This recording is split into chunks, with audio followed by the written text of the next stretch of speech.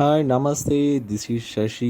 ఈరోజు మనం నంద్యాల జిల్లా మహానంది మండలం నందిపల్లె గ్రామంలో వెలసి ఉన్న ప్రసిద్ధి చెందిన దేవస్థానం శ్రీ సూర్యనందీశ్వర స్వామి దేవస్థానంను చూస్తున్నామండి.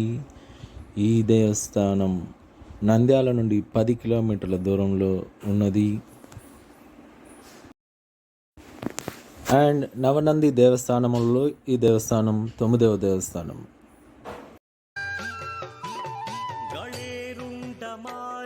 तनौ सर्पजालं महाकालकालं गणेशादिपालम्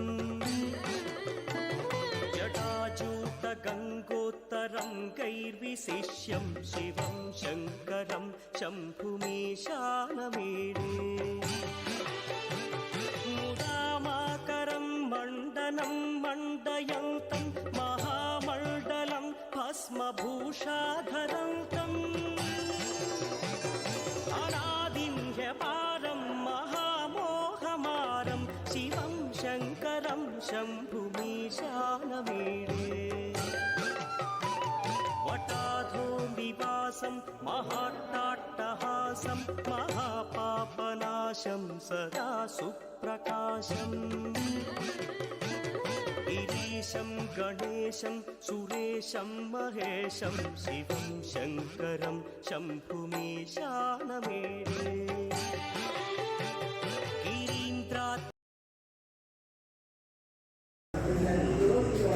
దేవస్థాన విశేషాల గురించి దేవస్థాన అర్చక శ్రీ కృష్ణచంద్ర శర్మ గారి మాటల్లో. ఓం నమః శివాయ. నేను ఇక్కడ సూర్యనంది స్వామి దేవస్థానం అర్చకుని. నా పేరు కృష్ణచంద్ర శర్మ.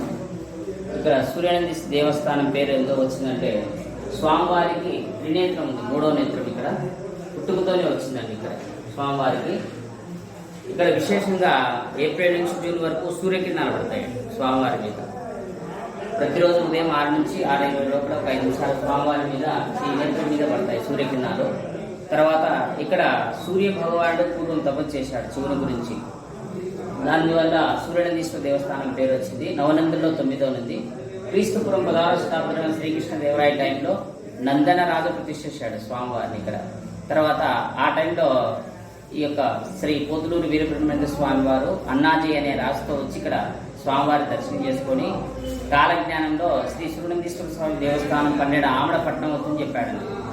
అంటే అప్పటికి నంద్యాల మహానంది ఆ 2 ఊర్లు కలిస్తే ఈ యొక్క క్షేత్రం ఒక పట్టణంగా మారుతుంది అని చెప్పి కాలజ్ఞానంలో రచించాడు. అందుకని ఈ యొక్క దేవస్థానం సూర్యనందీశ్వర దేవస్థానం. విశేష పూజలు ఎప్పుడెప్పుడు జరుగుతాయి స్వామి? విశేష పూజలు వచ్చేసి కార్తీక మాసంలో జరుగుతాయండి. ఇక్కడ ప్రతి సోమవారం స్వామివారికి అభిషేకాలు, శ్రీ గౌరీ పరమేశ్వర అమ్మవారి కుంకుమార్చనలు, తర్వాత కార్తీక మాసం పౌర్ణమి నాడు ఉదయం 11 గంటల ప్రాంతంలో స్వామివారికి గంగా పార్వతీ సమేత ఉత్సవ విగ్రహాలకి ఇక్కడ కళ్యాణ మహోత్సవం జరుగుతుందండి. అన్నదాన కార్యక్రమాలు కూడా జరుగుతాయండి. తర్వాత శివరాత్రి రోజు లింగోద్భవ కాలంలో స్వామివారికి విశేషంగా అభిషేకాలు జరుగుతున్నాయి. తర్వాత తెల్లవారుజామున 3 నుంచి 5 గంటల లోపల స్వామివారికి కళ్యాణ మహోత్సవం జరుగుతుంది ఇక్కడ. అది విశేషం. ధన్యవాదాలు స్వామి.